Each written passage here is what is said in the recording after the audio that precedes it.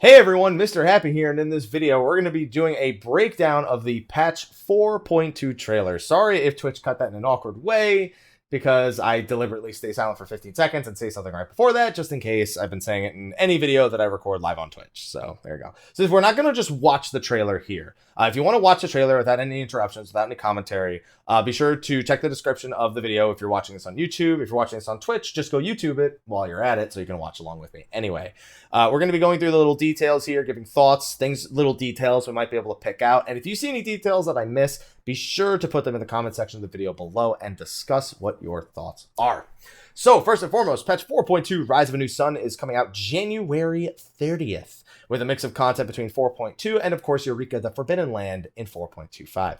Without further ado, let's press play and go on into some of the hype stuff. If we know certain things about certain parts of the trailer, I'll be sure to bring it up as well. So it looks like the main theme, like a lot of us guessed, is going to be Yatsuyu.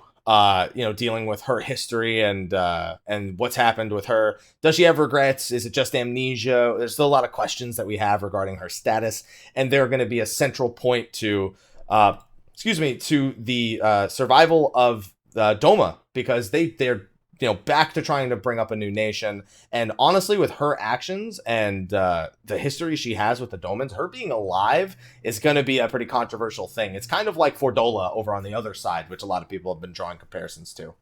So, pressing play again, we'll go into the beginning of the trailer. So this is the Phantom Train from Final Fantasy VI. This has been hard confirmed to be the first encounter in the Sigmascape raid. This scene right here seems to be unrelated based on what we saw in the actual live letter, but it does have Garleans, so there's always that. It's unrelated at least to the Phantom Train, even though it seems to be taking place. I wouldn't be surprised, honestly, to see Garleans in the Phantom Train thing. For those who don't know, the Phantom Train has been in the game for a long time. Back in 2.0, it was referenced as a train that traveled between two locations, a Garlean train, and it was a train that was used for both Ida and Stola to sneak into the castrum that's over in Mordona. There's a story quest there that it's involved in. So the fact that Omega likes to recreate these things based on legends, people always did tell legends of the Phantom Train and Garlemald. So Garleans being here wouldn't really be a surprise. I do think it's unrelated. That being said, this is probably drawing from the Garlean legend of the Phantom Train, even though it is a real functional train in Eorzea. As for the fight itself, you can see some ghosts doing some spooky AoEs. You do go up top on the train at some point. It looks like if we actually go back, not only are you on top of one of the trains, but the other train is over to your left. So it looks like the tracks diverge at some point, even though the train is chasing you and it's on your back. The only question is, let's be real, can I suplex it? And if the answer is no, you've let me down in every conceivable way. They've also confirmed this should be harder than Alt-Right, which is something a lot of us are happy to hear. You go into some of the carts and also have to deal with ghosts. Although I'd like to point out, he's in a cart, what looks to be, it might just be for cinematic effect, but he's in there by himself. I'm wondering if different players go into different carts, and it's almost kind of like in Alexander when you would go into the time gates.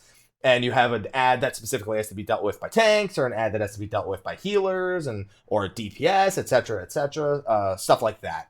So I'm curious to see how it actually works out. But at the very least, it just looks so much more interesting than Alt-Royd. Like, even the normal mode looks more fun than Alt-Royd Savage. And fun is like a big, big factor when it comes to these raids. We've already confirmed that this is the second boss in the Sigmascape and Sigmascape Savage. It's Chatternook, again, Final Fantasy VI being the theme of the raids, which we'll talk about a little bit later. A few things to note. There's different colored inks on the ground. There's paintings that you can go through. And of course, Chatternook comes out of the main painting herself. And there's not too much we can glean. We can see that Chatternook is known for having what basically amounts to a good side and an evil side. And we can see the evil side making the appearance out of this and the 4 paintings on the various ends of the room. This one also has a duty action, so you can see actually both sides coexisting, because you have Chatternook over there in the distance, and you have the evil form of Chatternook, the other half of the painting, out here in the middle of the room itself. And then he flies into a painting. This is all of a sudden giving me flashbacks to the Forest Temple in Legend of Zelda, where he goes into the painting and you gotta figure out which painting he's coming out of, and It creates all sorts of problems, and that's going to be fun. So this is more on what looks to be the Doman's rebuilding. We're over here in Yenja, so this is a few of the main scenario points. So here again is why I don't think that scene earlier with the Garleans has anything to do with the Phantom Train. This is, if we go back, the exact same NPC you saw right here with the Garleans, right there. Same guy. He's got 2 Garleans alongside him, and then he appears again right here in the trailer. So again, should be hard confirmation that they're completely unrelated, and they just decided to throw him in there in the middle of it. This dungeon, Hell's Lid. Now they said that this dungeon is actually tied into the story about the new series of primals, the 4 lords: Byakko, Suzaku, Seiryu, and Genbu. And the fact that it does have to do with it makes the next few scenes a little bit more impactful. First of all, it looks like a beautiful dungeon. I really like some of the boss designs that we saw. That was the submarine voyages. That wasn't anything special. That's something that has to do with Free Company housing and stuff. It's nothing. If you've done airship voyages, it's kind of like that. So going on, we have this looks to be probably the last boss of Hell's Lid itself, and I wonder if this is the guy. So the legend, I don't know if this is like Tenzin transformed into a demon. I don't know if this is like the demon who manipulated the story. We need a lot of answers of who this is, but he looks like a storyteller, like a turtle master storyteller kind of thing. There's a specific name for his character in Japan, I feel, and people will probably know it. By the way, that's cool. That's cool right there. I think the bosses actually look like they're pretty well designed. That reminds me of one of the bosses from the Firelands in World of Warcraft. Although it looks more like he's chasing the tank and not so much that he's just walking across the arena and needs to be guided. Visually speaking, though, it reminds me. And then the last boss is the turtle. So Byakko, I was actually not super excited for Byakko. I played Final Fantasy XI, and yes, like conceptually they're all cool, but in Final Fantasy XI he was just a white tiger. He triple attacked and did regular tiger weapon skills, and he casted white magic. I was like, and I just saw his picture. I was like, I mean, his face is kind of fucked up, but how are they going to make that interesting? Then this happened, and we got to see that Byakko has a demon form, and he's. I don't want your face. I want to see buff Byakko. That's buff Byakko. That was cool. I was just like not ready for it, and it happened, and it's cool. He like digivolved or something. So now we're assuming that all 4 of the 4 lords are going to transform into some sort of demon. We have buff Byakko, we have swole Suzaku, we have Gainsbu or Gains Genbu if you want to say the whole name, and then you have like shredded or stacked Seiryu, something along those lines. So can't wait to see what the other ones actually look like. And you can see just like, and also like the cinematic effect of the Jade Stowa's arena, like he does this and he pulls everyone in the air and then does this crazy cinematic thing. And then he summons a tiger, goes in, it's a bullet hell. It's like Toho. And then all of a sudden he kicks people in the face and then it's just a tiger and you're falling through the sky at like ultimate velocity and he blows shit up. That was the most hype part. Like I was so hyped when I saw that in the first one. I'm still hyped watching it now. It was just like, I was so ready for it. I was so ready. Like I was just like, I mean, I wasn't ready for it, but like I was just so ready to get hyped again during the reading here. And then you have, this is part of Eureka the Forbidden Land. So a lot of people were trying to figure out what this was. This is part of Eureka the Forbidden Land. How do we know that? Because it's like no other zone in the game, and they're not just going to add a new random zone otherwise. You can see it has its own aetherite, it has its own landing point, and there's a whole, and you can even see it's even got an instance, like, not allowed to pass here portal down there at the bottom. Now, we know that was the Glamour Wardrobe. Here's another story quest, it looks like, or a quest from the Four Lords, one of the two. And then we start moving on, and we start getting to these other parts of, or maybe that was a quest in Eureka. That's a possibility, since this is all Eureka stuff. You can see the areas, the lands around. You can see players just kind of hanging out doing push-up emotes in the middle of this town with the aetherite, which gives off a very Amdapor-y feel. Lost City of Amdapor is something that feels very reminiscent of this exact area that they're in. And then you have a bunch of people fighting this enemy. So a few comments about Eureka. If you haven't watched my live letter overview, it can be done from anywhere from 1 to 8 people. It's going to have what are called elemental levels that you can increase by going around and completing objectives and killing enemies, and has its own separate progression system, and it's where you'll work on the relic weapon and the relic armor. It looks not bad, but we said the same thing about Diadem both times. So Fingers crossed. That enemy looks cool, at least. Maybe he's an emergency mission. Who knows? Then we get some more story-related stuff. You know, more. That was an Echo flashback. We have Hien here, who's obviously dealing with the whole struggle with Yatsuyu and maybe what looks to be a potential civil war going on between the two different factions. There's Yatsuyu again, of course, you know, causing problems whether or not she wants to. Going on.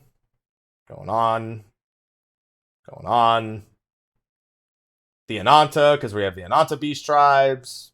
Going on. It's all story stuff at this point, but I'm not trying to dig too deep into it because we can kind of already get the primary theme. She's still buying those things even though they have no money. Then we have, randomly, they just switch over to Fractal Continuum hard mode and back into Sigmascape. So this is Fractal Continuum hard mode right here. We've seen the screenshot, so we know that. You can see the Warring Triad all over right here. And then it switches to Sigmascape right here, and you can see, the interdimensional rift, and you can see, you know, you have Sid, you have Nero dealing with their stuff over here. And then this, a lot of people are debating what is happening right here. There's a ton of AoEs on the ground. So, you know, when people see a ton of AoEs, they generally don't think the 4-man dungeons. That is, to me, Fractal Continuum. I don't think this has anything to do with Sigmascape, despite the fact they're doing these weird edits back to back. There's 4 AoE circles targeting 4 players. There's only 4 players on the arena. This is Atma Weapon as a boss over in Fractal Continuum hard mode. The big thing with this is that makes a lot more sense than him being in the Sigmascape, even though he's a big deal inside of Final Fantasy VI itself. You have to remember that Atma Weapon was fought just before the Warring Triad scene in Final Fantasy VI. He's basically the final boss before you get to the second half of the game in the World of Ruin. So the fact that we know that the Fractal Continuum hard mode has a boss that looks to be kind of drawing power from the Warring Triad, or from, I guess, any power they may have stored, or it's a museum, ultimately. You know, they belong in a museum. You have to remember, Fractal Continuum ultimately is a museum. So something regarding the Warring Triad is here. Something involving their presence is here. Even though they are gone, this seems to be continuing that. And Atma Weapon being there makes a lot of sense as well. So going on forward, a lot of AoEs. It's just that was very chaotic for what looked to be a 4-man, but you can clearly see only 4 people on the arena once the light starts to fade. You have Alpha in his Garland Ironworks outfit. You have Omega presenting scenarios again. Looks like a beat up Biggs and Wedge, which I think those are just the images of what he did to them when we found them back in 4.0 when they had been jumped pretty much. So that might be more accurate. I think actually only one of them got jumped, so I think Omega is causing shenanigans again. And Nero's tired of this shit, because Nero literally just channels all of his energy. This is, again, Fractal Continuum, going back. This also looks to be... I can't tell if this is, like, Fractal Continuum, or if... Because I can't get a... Yeah, I think this is Fractal... Yeah, I think this is Fractal Continuum also. I was trying to determine if it was, like, inside of one of the paintings, but no, it's Fractal Continuum, most likely. And then you see them channeling again. And then you have the 07 boss, which is the Guardian, who is known for basically copying powers from different bosses in Final Fantasy VI. You know, he's copied them from Atma Weapon. You saw Ultros, you saw Typhon there, you saw a few other bosses from Final Fantasy VI. And I'll get into this a little bit. I actually like the little homage right here between the enemies he's actually drawing the powers from. And I'm sure looking at those are going to be like essential to actually doing the mechanics right. It looks like one's a major and one's a minor. So like, for example, he could have a major variation of a mechanic and a minor variation. It's either that or one of them is the current mechanic you're dealing with and the next mechanic you're going to deal with. It's one of those two scenarios either way. You have the air, obviously you have the Air Force here on the left. So if it's the major and minor one, combinations of mechanics. If it's the current one and next one, then it's a way of predicting what mechanic's going to come next, while also maybe having a little bit of randomness in the fight, but sort of displaying that randomness and having to adjust to it depending on what you actually get. You can see Dadaluma over there on the right as well. But even if it is randomized, probably a very lightly randomized, kind of like, you know, you have mechanics that could be like one of 2 options or you know, one of 3 options or something like that. After doing Nail and Ultimate, like, you know, it's whatever. If they have a visual tell like this, it's not going to be too bad. You also saw another boss there on the left. What was that boss before he like dropped down? I didn't even see that.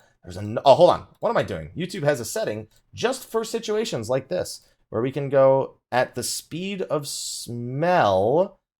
And, oh, hey, that's the boss. I know that boss. We fought that boss already. I know you. Hey, how you doing? It's been a while since I've done Google normal mode over there. How you doing? I recognize that guy. I know you. I know you. All right, let's go back to one-time speed. He looks like him at the very least. I don't think it's the same boss, but it reminds me of him. He's got a different name. I just don't remember what it is off the top of my head. AoEs, missiles. So that right there looks like Omega is like trying to like copy us. What is this? Is that is that armor from this patch? What is that? Is that no, that's the Warrior of Light, I think. Yeah. Then you have more fractal stuff going on here. Oh, and then you got, all right, Nero again. Once again, not having that shit. Tetra Biblios or the Everlasting Bibliotaph. Stuff like that. And Nero with the full hammer back on. Ready to go. Alpha apparently is an Astrologian because he summons a card that's a frog. You can see right here. He pulls the frog card from his deck. And then Omega's not having that shit because there Omega is right there. And then it goes to the art, which is mostly focused on Omega and some other minor elements there. And yeah, some people in my Twitch chat, since I am live streaming this, did point out, if we go back to Guardian, that he is indeed, if you notice, there is actually a pattern to it. It is current mechanic and next mechanic, because you can see that Ultros is on the left screen, Air Force is on the right screen, then Air Force is on the left screen, and Dadu's over on the right screen, and then Dadu's on the right screen, he goes over to the left screen, and then, yeah, it's just, like, cycling between them. So that's most likely how it's going to, like, functionally work overall, pretty much. Oh, man. So, going forward, there's one last thing you guys need to see in the trailer. And you know what? I'll actually let the audio play for this one. Hold on. Wait. Before it goes. Before the audio actually plays. Hold on. I gotta do this real quick.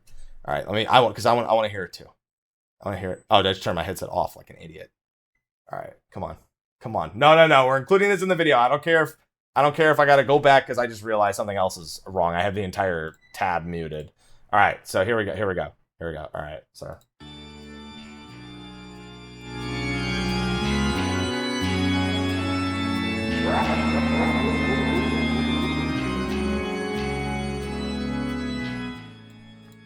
Yeah, if you needed any more hard confirmation with all the other Final Fantasy VI bosses. Yep.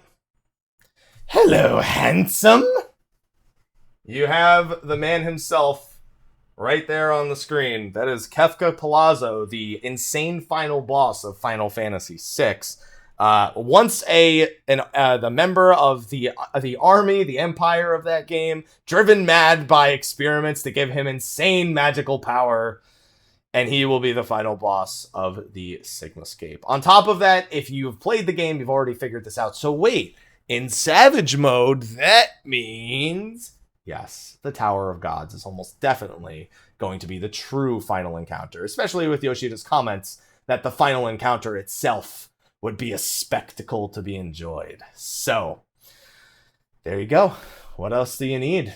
That's hard confirmation. I'm honestly not a big fan of him being there. I look forward to the representation of the Tower of Gods and Kefka himself, but I would have liked them to have worked him in kind of like Cloud of Darkness, where he has like a real backstory and he's integral to some sort of story if we had him at any point in Lifetime. But if this is what we get, then I'll take it. I love Kefka. He's a cool guy. So, on that note, that's my analysis of the trailer. A lot of little details you can pick out, but I'm sure I missed a few, so add them in the comment section of the video below. I'm sure to like, favorite, subscribe, and share, and check out the trailer for yourself. I'll be doing some more videos as 4.2 gets closer to release date. Be on the lookout for those. Thank you for watching. I'm going to go and move on with my Twitch stream. There might be some awkward empty space or additional space there at the end of the video, so if there is, sorry. But otherwise, I'll see you guys for Stay of the Realm. I'll see you guys in the next video. And until then, take care.